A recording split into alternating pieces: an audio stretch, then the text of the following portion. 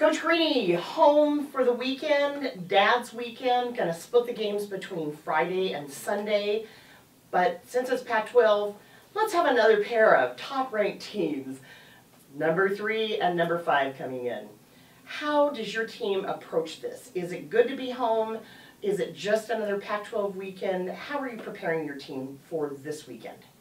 Well, it's always great to be home, especially Dad's weekend. We should have great crowds and really excited about, football being home as well. But, it's the Pac-12. It's the grind, and, we always are going to be facing top teams. And, we don't get too much into that as far as where they're ranked. We just are trying to prepare ourselves as much as we can. Because you have such a young team, you just really don't have that many upperclassmen on the team this year. Is there kind of a shell shock with how good week in and week out the teams that you're facing are? They haven't really, said too much about it or anything like that.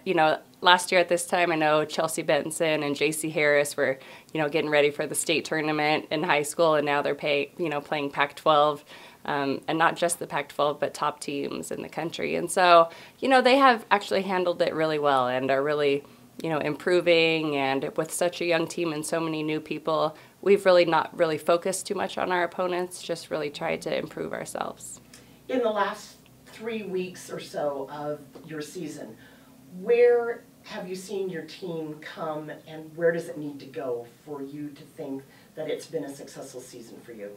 Well, I know individually we've had a lot of players that have improved, and I think as a coaching staff, that those are some things we really need to focus on instead of the wins and losses. So especially, Chelsea Benson lately has been playing really well and kind of at a new position, so that's really fun to see. But as a whole, we've definitely improved. Hopefully, throughout the rest of the season we can keep improving, and you never know, being able to knock off some of these top teams would be really exciting. You weren't happy with the way your team played at Stanford the first time we played them. A little more happy with how your team played at Cal. How are you approaching these two? Are those just throwaway matches and you're just starting from ground zero? Well, I think we could learn a lot from, actually both those matches, because we did play well, against Cal, and hopefully we can take that, into the Friday night match, and hopefully we also learned a lot from not playing Stanford very tough at all, and maybe, just because of that inexperience, we were maybe playing that Stanford name instead of the actual players. So hopefully we've learned from those experiences, and we can improve this weekend.